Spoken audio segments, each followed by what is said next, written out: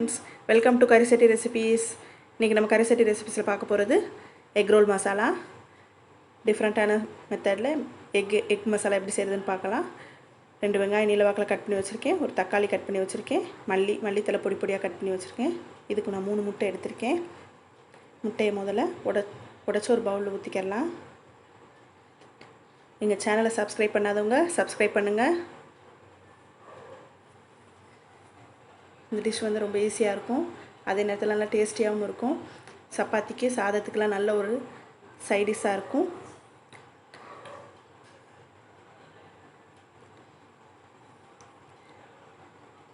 இதுக்கு தேவையான உப்பு சேர்த்துக்கலாம். மல்லித்தலை பொடி பொடியா கட் பண்ணி வச்சிருக்க மல்லித்தலையும் சேர்த்து நல்லா பீட் பண்ணிக்கலாம். பீட் பண்ணிட்டு நல்லா pan காய வச்சு அதில் எண்ணெய் சேர்த்துக்கலாம். எண்ணெய் சேர்த்து நம்ம அடிச்சு வச்சிருக்க முட்டையை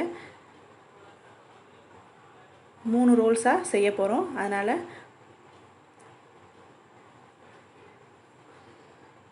pan அளவுக்கு கொஞ்சமா ஊத்திக்கங்க. லேயர் வந்து thin லேயரா இருக்கணும்.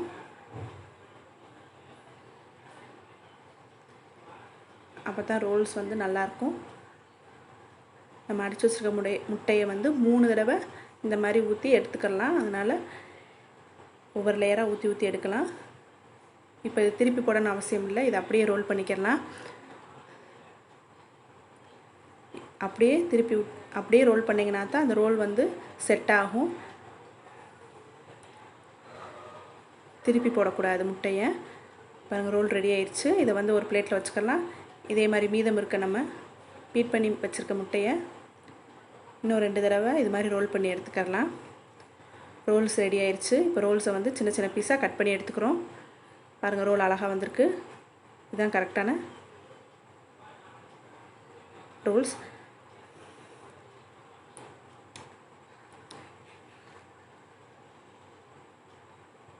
மாதிரி சின்ன சின்ன பீஸா கட் பண்ணி வச்சிருக்கேங்க. இது வந்து ஒன் சைடா வேக வச்சா தான் ரோல்ஸ் செய்ய வரும். நீங்க திருப்பி விட்டீங்கன்னா ரோல்ஸ் வந்து ஒண்ணோட ஒண்ணு ஒட்டாது, முட்டை வந்து ஒட்டாது, ரோல்ஸ் வராது. அதனால ஊத்தி ஒரு சைடு வெந்தவனையும் அதை ரோல் பண்ணிக்கலாம். முட்டையை ஊத்தி சிம்ல வச்சு வேக விடுங்க. ஹை ஃப்ளேம்ல வச்சு வேக வைக்காதீங்க. பாருங்க எல்லா ரோல்ஸ் ரெடி ஆயிருச்சு. நம்ம எல்லா ரோல்ஸையும் இப்படி கட் பண்ணி எடுத்துக்கிட்டாச்சு. இப்போ மசாலா எப்படி ரெடி பண்றதுன்னு பார்க்கலாம். panல எண்ணெய் ஊத்திக்கங்க. எண்ணெய் ஊத்திட்டு எண்ணெய் ஹீட் ஆனவுடனே வெங்காயத்தை சேர்த்துக்கலாம். வெங்காயம் வந்து ரொம்ப ஃப்ரை ஆகணும் தேவையில்லை. லேசா கண்ணாடி பதம் அளவுக்கு ஃப்ரை ஆகனா போதும். இப்போ தேவையான அளவு உப்பு சேர்த்துக்கங்க. உப்பு சேர்த்துட்டு நல்லா சாட்டே பண்ணிக்கங்க. வெங்காயம் சாட்டே ஆனவுடனே தக்காளி சேர்த்துக்கலாம். பாருங்க வெங்காயம் ஃப்ரை ஆயிட்டு இருக்கு. இப்போ நம்ம பொடி பொடியா கட் பண்ணி வச்சிருக்க ஒரு தக்காளியை இதல சேர்த்துக்கலாம். தக்காளி சேர்த்துட்டு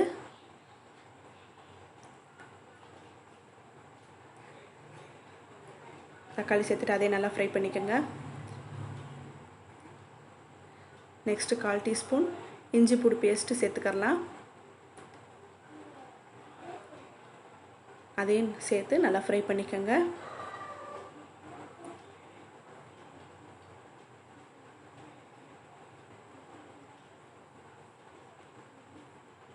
இப்போ 1/4 டீஸ்பூன் ரெட் சில்லி பவுடர் சேர்த்துக்கிறேன்.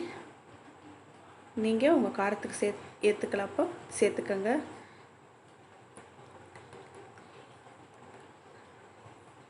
இன்னும் காரம் ஜாஸ்தி வேணும்னா இன்னொரு 1/4 டீஸ்பூன் சேர்த்துக்கலாம். நான் 1/2 டீஸ்பூன் கரம் மசாலா பொடி சேர்த்திருக்கேன். நெக்ஸ்ட் 1/4 டீஸ்பூன் மஞ்சள் தூள், 1/2 டீஸ்பூன் மல்லித்தூள்,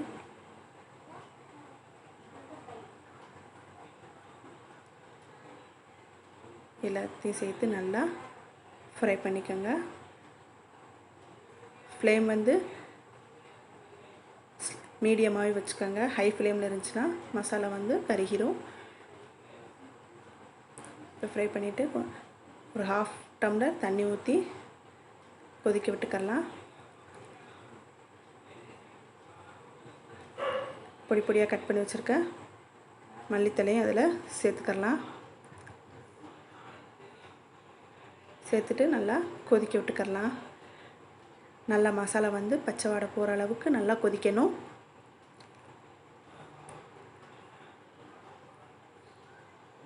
மசாலா போட பச்சை வாடையெல்லாம் போன பிறகு நம்ம கட் பண்ணி வச்சுருக்க எக் ரோல்ஸை ஒவ்வொன்றா சேர்த்துக்கறலாம்.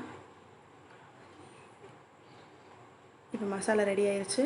அந்த ஸ்மெல்லாம் போய் மசாலா ரெடி ஆயிடுச்சு. இப்போ எக் ரோல்ஸை சேர்த்துக்கிறோம்.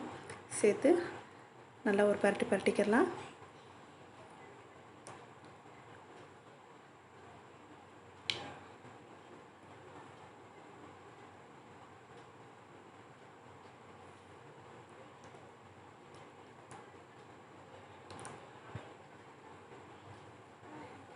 பாருங்கள், எக் மசாலா ரெடி ஆயிடுச்சு. இந்த டிஷ் கட்டாயம் உங்களுக்கு பிடிக்கும். சப்பாத்திக்கு சாதத்துக்கெல்லாம் நல்ல சைட் டிஷ்ஷாக இருக்கும். தேங்க்யூ ஃபார் வாட்சிங் கரி சட்டி ரெசிபீஸ். சப்ஸ்கிரைப் பண்ணாதவங்க சப்ஸ்கிரைப் பண்ணுங்கள். தேங்க்யூ.